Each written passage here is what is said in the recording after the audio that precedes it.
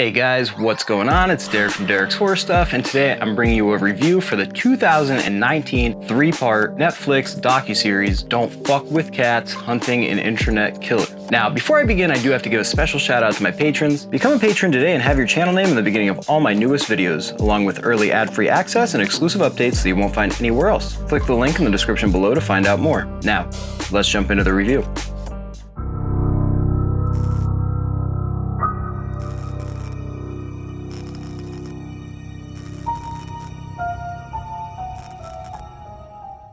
Hey guys, so I just finished watching the series on Netflix called Don't Fuck With Cats, Hunting an Internet Killer. Now, just an FYI, this video does contain spoilers, and it may contain some graphic content that you might not want to hear. Now, that being said, I'm a little late to the party, so you guys may have already seen all of this, but if you haven't, let me fill you in with a brief synopsis of the film. So this is a three-part docuseries that focuses on an, at first, unidentified male who uploads really fucked up snuff films of himself killing cats in really gruesome ways onto the internet. A group of middle-aged keyboard warriors see this viral cat-killing video going around, and they decide they want to find out where Homeboy lives so they can bust a cap in his ass before he makes any more films, while at the same time keeping their own minds off their own stupid relationship issues. But before they can do anything, they need to learn who this stranger is by zooming in on blurry pics of outlets in his bedroom and examining his vacuum cleaner.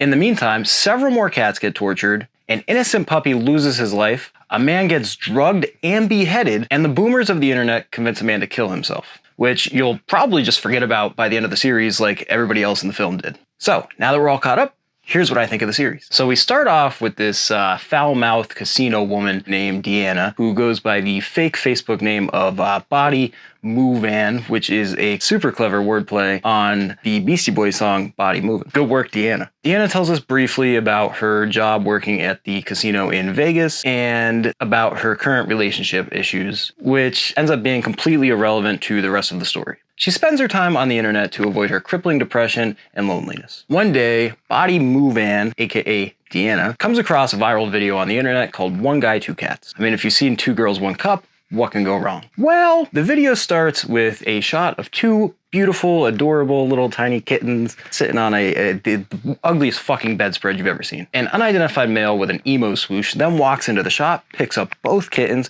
takes them over to a fucking vacuum sealing bag, puts them inside, sucks the air out. Fuck this guy, man. So Deanna, obviously distraught by the video, joins this Facebook group called Find the Kitten Vacuumer ... for Great Justice. Period.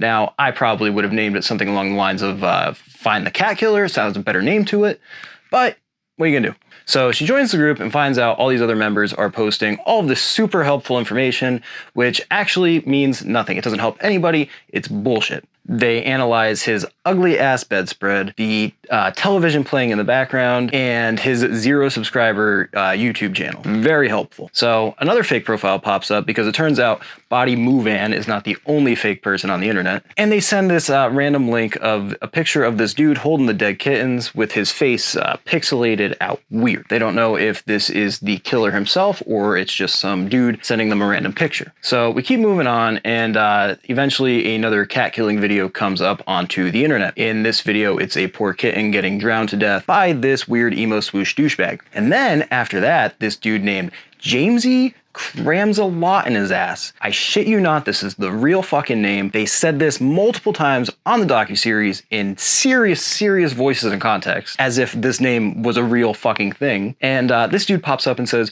"Hey, I'm the cat killer, LOL," and puts a video up of what you would assume would be him torching cats to death, basically killing kittens, burning them alive. Obviously everyone's pissed about this, and they just assume that this has to be real, this has to be the real guy, because apparently to old people on the internet, fake names and fake profiles do not exist, aside from Body Movin'. Everyone goes after this guy, they start relentlessly attacking him with posts from all around the internet. Everybody in this group, all these boomers, are attacking this dude. Eventually they uncover who this guy really is, they find his real information, and they pinpoint it directly on him. They go off the name Jamesy, which apparently is his real fucking first name. I don't know why you wouldn't change the first name as well. So anyway, these guys go at this guy until eventually he just kills himself. That's right, the dude just offs himself right then and there. Now, on this part, in my opinion, I don't think he deserved to die. I don't think he should have killed himself.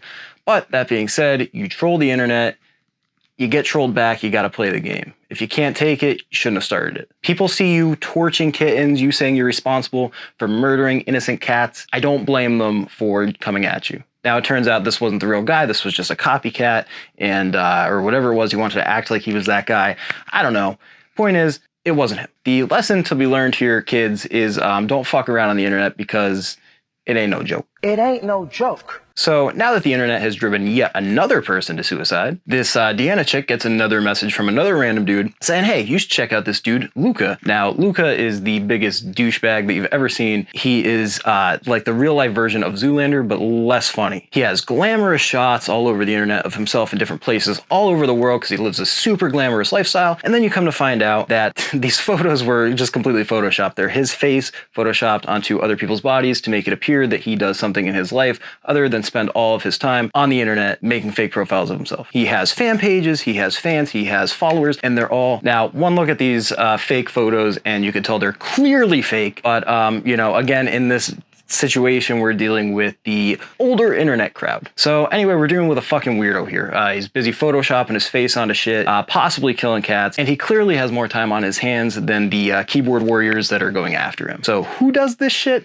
A narcissist.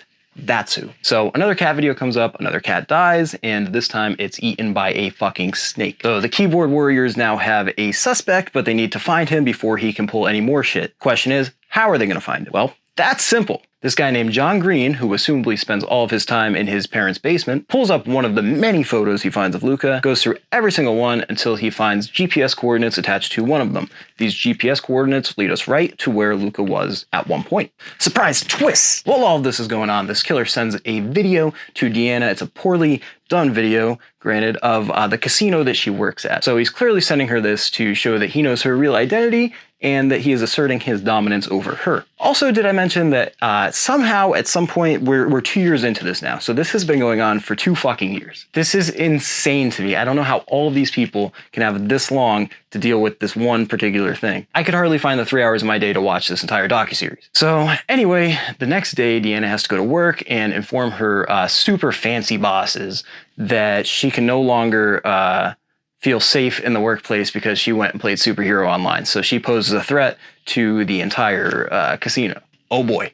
Then these warriors get back on the computer and they start virtually hunting this dude through Google Maps. They're going all through Canada, all these different areas where they think they might have found him, or these pictures might have had these things in the background. So they're going through step by step through Street View on Google Maps. Then they get a message from the cat killer saying that he sees that they're trying to find him and now he's going to move on to humans. Next thing you know, somebody sends a video of this dude, same guy who killed the cats. Now he's killing some other dude with a poorly painted screwdriver that looks like an ice pick, and he's slitting the throat of a puppy. So now he's moved on from cats to humans and dogs. So at this point I'm watching, I'm like, holy fucking shit, what the fuck is happening right now? This shit is crazy. Deanna sees this and she thinks, you know what? I'm done. I got myself way too far into this. I can't deal with this anymore. He could kill me at any second. I'm just gonna log out of Facebook for the first time in 2 fucking years and just ignore all of this is happening around me. Maybe this would be a good time for her to actually comprehend her relationship issues from the original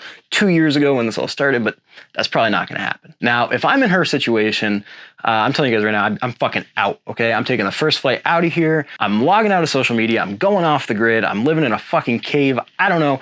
I'm just not going to sit around and wait for this guy to find me and stab me with his fucking screwdriver pick next. Anyway, a janitor at an apartment complex in Canada finds the remains of the person who was stabbed to death by the ice pick. The body is in a suitcase, and at this point it's a little bit decomposed, and it's missing a couple of the limbs. It's missing the feet, the hands, and the head. So it's just really the torso and assumably the legs. It's clear at this point it's Luca because they go through the garbage bags and they determine that 1, he was staying there, and 2, his fucking photo ID is in the garbage bag next to more remains of the body. There is the poster that was in the video. Everything just adds up, and it turns out it's Luca. So the search for him continues. Then we meet Luca's mom. We find out she's in denial and she doesn't want to believe that her son did anything wrong. She believes that her son is innocent and was being set up by a man named Manny Lopez. She claims that she had spoken to Luca, and at the time he was a male, bisexual, prostitute, escort, motherfucker, and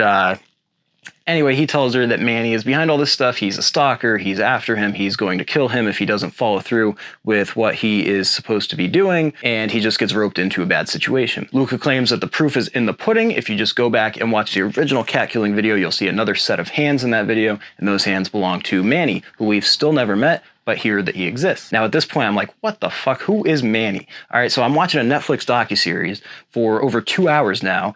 I'm growing to really fucking hate this Luca dude. And now you're gonna come in and tell me that there's a Manny dude who might be behind all of this. Maybe I should even feel a little bit bad for Luca because, you know, maybe he's brainwashed or he's scared.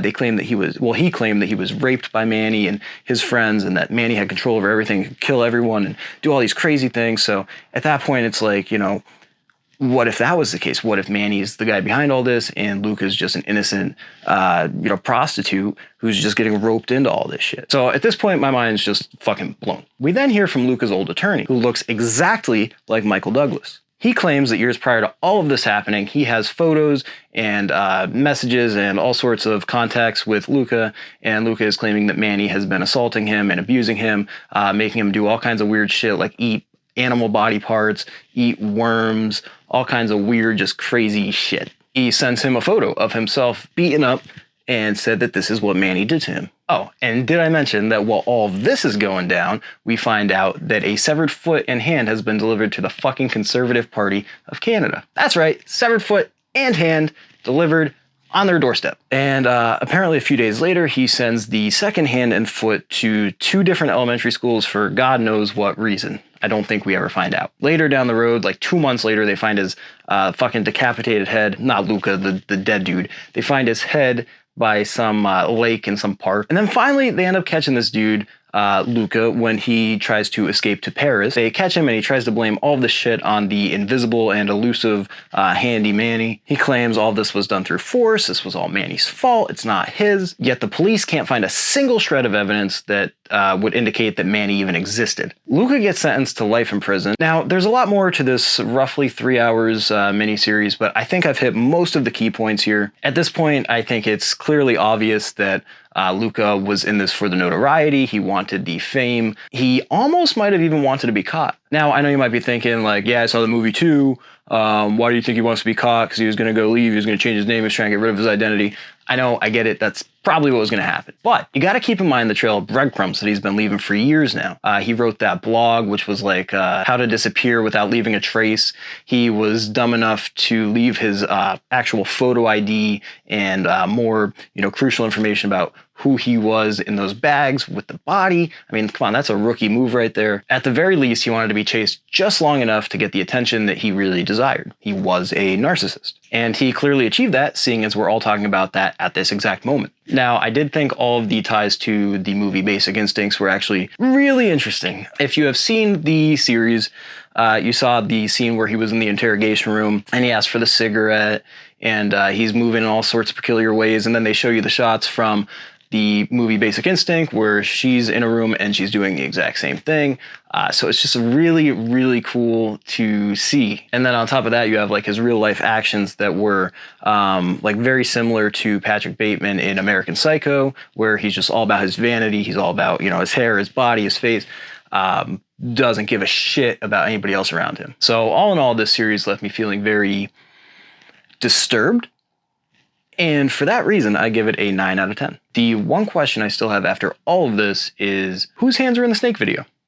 Luca claims they belong to Manny, but in this case, Manny doesn't even exist. Who else was there doing this to these poor animals? And then think about this for a second. What if Manny exists? Now, don't get me wrong, Manny would have to be one squeaky clean motherfucker to just walk away from all of this without a shred of evidence, even suggesting that he exists. But what if? Let me know what you guys think in the comments. Let me know your theory on this whole situation. Whose hands were those? Now, that about wraps it up. That is my review on Don't Fuck With Cats, Hunting an Internet Killer. You can find it on Netflix as a 3-part docuseries. If you haven't seen it yet, I do recommend checking it out. It is a very interesting watch. It is not for the squeamish though, so be warned. I want to thank you all for watching. If you enjoyed the video, please hit that subscribe button to keep up to date with all my future content. As always, follow me on Instagram, Twitter, and Facebook, and support me on Patreon by clicking the link in the description below. Thank you all again. I will see you in the next video. Peace.